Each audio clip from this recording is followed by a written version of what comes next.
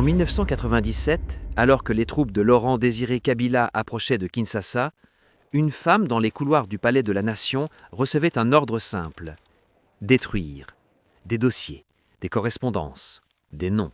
Elle a brûlé ce qu'on lui a dit de brûler, mais certains documents, elle les a gardés. Pendant plus de 30 ans, cette femme a tapé les lettres que Mobutu signait, répondu aux appels que le maréchal ne prenait pas et géré les rendez-vous que l'histoire officielle n'a jamais enregistrés. Elle a vu les chefs d'État entrer dans ce bureau tremblant. Elle a vu des ministres en sortir en larmes. Aujourd'hui, elle vit quelque part, discrètement, et elle se souvient de tout. Voilà ce que les témoignages et les archives disponibles révèlent vraiment sur les femmes de l'ombre du régime Mobutu, et sur ce qu'elles ont choisi de sauver. Elle connaissait les noms que les ministres ignoraient. Elle savait quand le maréchal était de mauvaise humeur avant que le maréchal lui-même le sache. Elle a vu passer des enveloppes qui ne figurent dans aucun budget. Et le jour de la chute, c'est elle qu'on a appelée en premier. Pas un général, pas un ministre. Elle. Bon, avant d'aller plus loin, il faut être précis sur ce qu'on sait et ce qu'on reconstruit. Les secrétaires personnels des chefs d'État africains de l'ère post-coloniale sont parmi les témoins les moins documentés de l'histoire du continent. Elles ont rarement parlé. Quand elles ont parlé, c'était à voix basse, dans des cercles familiaux, dans des interviews de presse locale que personne n'a numérisées. Ce script s'appuie sur ce que les archives disponibles, les témoignages indirects et les récits de l'entourage du régime permettent de reconstituer avec certitude. Là où on spécule, on le dit. Là où un document parle, on cite le document. Le sujet de cette vidéo, c'est une réalité institutionnelle du régime Mobutu. Il existait autour du maréchal un cercle de femmes, secrétaires, assistantes, coordinatrices de cabinet, qui ont géré la continuité réelle du pouvoir pendant 32 ans. Leurs noms ne figurent pas dans les manuels. Leurs décisions, si. Comment on entre dans ce bureau? Kinshasa, année 1970.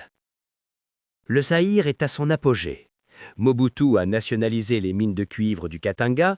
Le pays s'appelle désormais Zaïre. Les citoyens ont été invités à abandonner leur prénom chrétien pour des noms africains. Le maréchal lui-même s'appelle désormais Mobutu Sese Seko Kuku Ngbendu Wazangbanga. Et quelque part dans cet appareil d'État en pleine ébullition, une jeune femme bien formée, dactylographe de précision, parfaite en français administratif, discrète par nature ou par calcul, est recommandée pour un poste dans les services de la présidence. Comment entre-t-on dans ce bureau? Selon les témoignages disponibles sur le fonctionnement de la présidence zaïroise, la sélection des collaborateurs proches de Mobutu ne passait pas par des concours publics, elle passait par des réseaux. Un ministre qui vous recommande, un chef de cabinet qui valide, une origine géographique qui rassure, les ressortissants de l'Équateur, province natale du maréchal, bénéficiaient historiquement d'un accès préférentiel aux postes sensibles de l'appareil d'État. La compétence était nécessaire, mais pas suffisante. Ce qu'il fallait, c'était une qualité plus rare, la capacité à tout entendre et à ne rien répéter. Les secrétaires de la présidence zaïroise signaient, selon des sources documentées de l'époque, des engagements de confidentialité stricts. Mais au-delà du papier, la vraie garantie était plus simple. Tout le monde savait ce qui arrivait aux gens qui parlaient. Alors elles ne parlaient pas. Pendant des décennies. Ce que ce bureau voit vraiment. Ce qu'elle tape, ce qu'elle classe, ce qu'elle ne montre à personne. Voilà ce que les recherches sur le fonctionnement de la présidence zaïroise permettent d'établir avec certitude. Les courriers que l'histoire n'a pas lus. Le palais de la Nation à Kinshasa était le centre névralgique d'un régime qui communiquait, en interne, massivement par écrit. Des notes de service, des instructions présidentielles, des courriers diplomatiques, des convocations. Ces documents passaient par un secrétariat central avant d'atteindre le maréchal ou de quitter son bureau.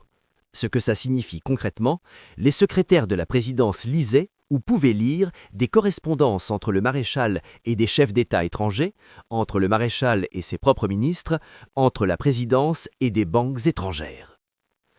En 1982, Mobutu entretenait des relations diplomatiques actives avec les États-Unis dans le contexte de la guerre froide.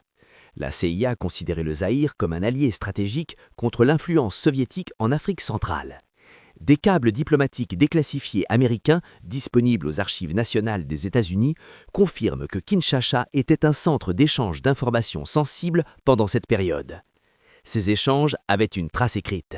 Cette trace passait par un bureau. Les visites que les registres officiels n'enregistrent pas. Bon, maintenant, le détail qui change tout. Dans les régimes autoritaires africains des années 1970-1990, les chercheurs ont documenté un phénomène constant. Il existait deux agendas présidentiels.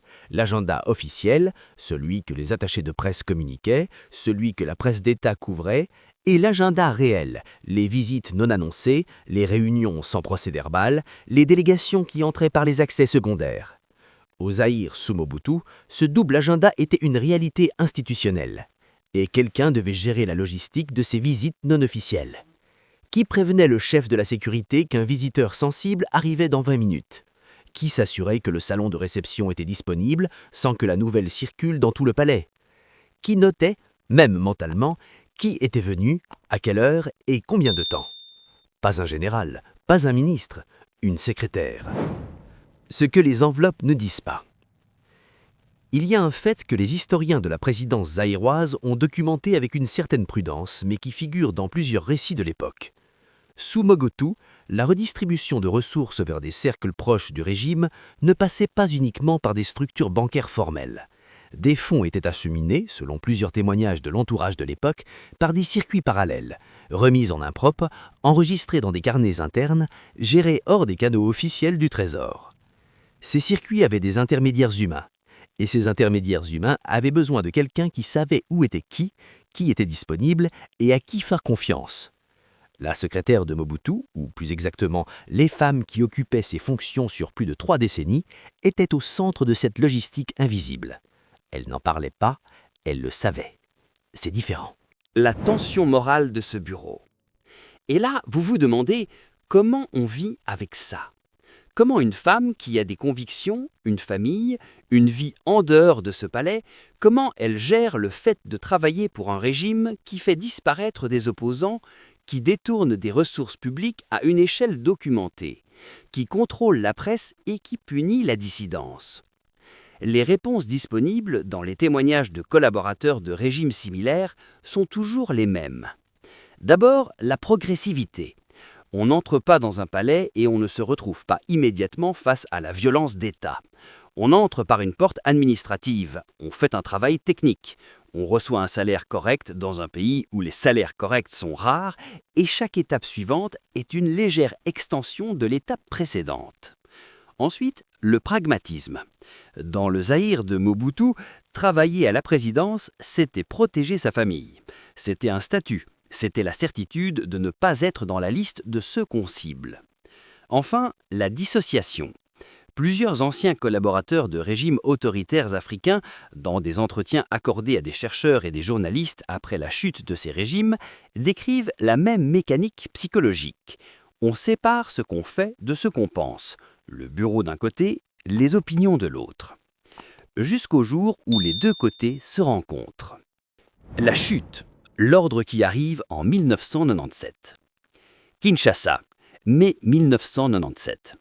L'Alliance des forces démocratiques pour la libération du Congo-Zaïre de Laurent Désiré Kabila avance. Ville après ville, province après province. Depuis l'est du pays, en un peu plus de 6 mois, les forces de Kabila ont traversé un territoire grand comme l'Europe occidentale. Mobutu est au Maroc pour des soins. Il est atteint d'un cancer de prostate diagnostiqué en 1996. Il ne reviendra pas gouverner. À Kinshasa, dans les bureaux du Palais de la Nation, l'effondrement se vit de l'intérieur. Selon les témoignages disponibles de personnes ayant travaillé dans l'appareil d'État zaïrois à cette période, les dernières semaines ont été marquées par une activité frénétique et paradoxale. Simultanément, certains fonctionnaires continuaient à travailler normalement, traiter des dossiers, rédiger des courriers, pendant que d'autres vidaient leurs bureaux et cherchaient à négocier leur position avec le nouveau pouvoir qui approchait. Et dans ce chaos administratif, l'ordre arrive. Détruire. Ce qu'on brûle, ce qu'on garde. Maintenant, on arrive au cœur de cette vidéo. L'histoire des archives du régime Mobutu est une histoire de perte délibérée et de survivance accidentelle. Ce qu'on sait avec certitude, une partie significative des archives de la présidence zaïroise n'a pas survécu à la chute du régime. Des chercheurs congolais et internationaux qui ont tenté dans les années 2000 de reconstituer certains aspects du fonctionnement administratif du régime Mobutu ont documenté ce vide archivistique. Des correspondances diplomatiques, des registres de décisions présidentielles, des notes internes de la sécurité d'État, la redoutée documentation, le service de renseignement zaïrois. Disparus, brûlés, emportés, détruits. Mais pas tout. Et c'est là que la question devient fascinante. Pourquoi certains documents ont-ils été conservés? 3 logiques coexistaient probablement parmi ceux qui avaient accès à ces archives.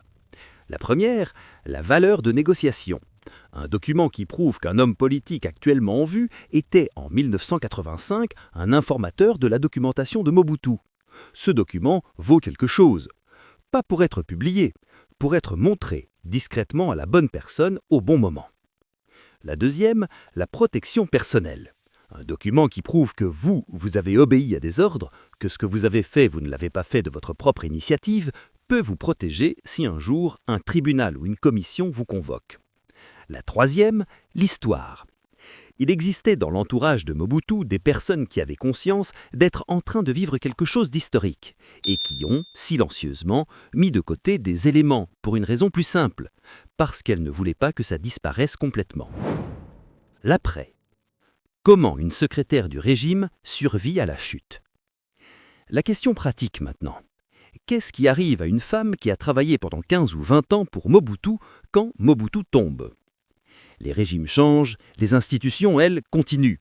Le gouvernement a besoin de fonctionner, les ministères ont besoin de personnel formé, et dans un pays où les capacités administratives étaient concentrées dans un cercle relativement étroit de personnes, ceux et celles qui avaient pu accéder à une formation de qualité, souvent dans des institutions liées à l'État, les compétences ne disparaissent pas avec le régime qui les a formées. Plusieurs anciens fonctionnaires de haut rang de l'ère Mobutu ont été maintenus en poste sous l'alliance de Kabila, puis sous le gouvernement de Joseph Kabila.